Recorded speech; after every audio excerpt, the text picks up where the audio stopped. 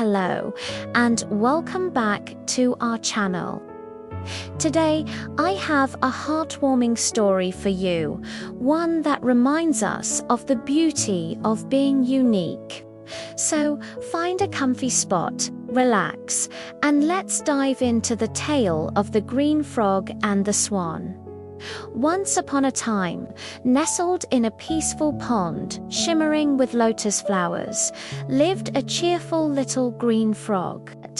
Every single day, he'd perch on a big, round lotus leaf and sing his heart out, filling the air with his happy, croaking songs.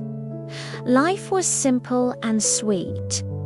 One morning, just as the golden sun began to paint the sky, a magnificent white swan descended onto the pond. She moved with such grace, her feathers as pure and white as freshly fallen snow. When she sang, her voice was a soft, pure melody that captivated every creature by the water. The fish peeked from below, the dragonflies paused in midair, and everyone watched in awe. Our little green frog gazed at the swan, and a heavy sigh escaped him. "Oh, how wonderful she is," he thought to himself. "I wish I could be just like her. So elegant, so bright. Everyone adores her." A seed of envy had been planted in his little heart. He started to feel small and plain in comparison to the swan's dazzling presence. From that day forward, the frog's happy songs faded away.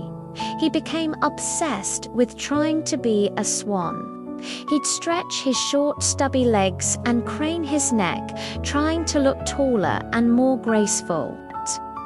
He'd hop onto the water and attempt to glide smoothly, but instead he'd just splash around clumsily. He even tried to quiet his loud, robust croak into a soft, melodic tune, but all that came out were awkward, strained sounds.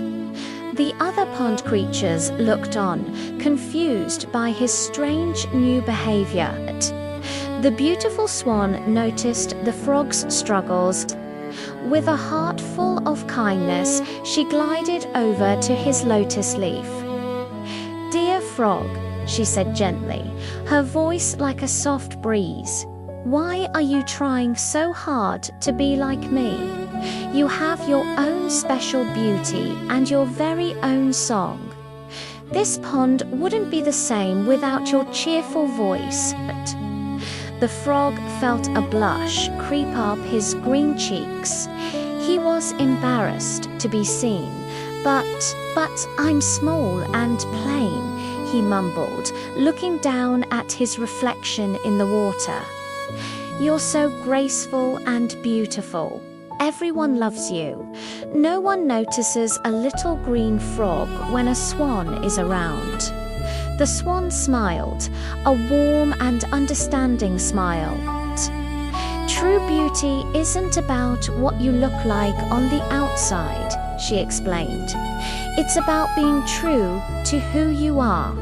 Your vibrant green skin is beautiful against the pink lotus flowers. Your happy song brings life and energy to this pond. I can't sing the way you do, and you can't fly the way I do. That's what makes us special. It's our differences that, when brought together, make this pond a truly wonderful and lively place." The frog was quiet for a long moment, letting the swan's words sink in. He looked at his reflection again, but this time he saw something different. He saw a frog with bright eyes, strong legs perfect for leaping, and a voice made for singing joyful songs. He realized the swan was right. He had been so busy wanting to be someone else that he had forgotten how wonderful it was to be himself. A wide smile spread across the frog's face. He looked at the swan and felt a wave of gratitude. From that day on, he stopped trying to be a swan. He returned to his lotus leaf, and with more joy than ever before, he sang his loud, happy, croaking song. The sound echoed across the pond, a familiar and welcome melody, and the swan. She often joined him as the frog sang his lively tune. She would glide gracefully across the water, her elegant movements like a dance to his music. They created a beautiful harmony, a perfect blend of their unique talents. And so the green frog and the swan became the very best of friends.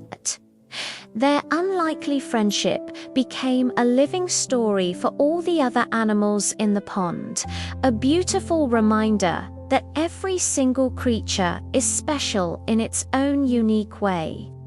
The world, they all learned, is a much more beautiful and interesting place, not in spite of our differences, but because of them. And that's the end of our story. It's a wonderful message, isn't it? A reminder that comparing ourselves to others only dims our own light. Your unique qualities, your voice, your talents, those are your superpowers. Embrace them. Thank you so much for joining me today. I hope this story brought a little bit of warmth and inspiration to your day.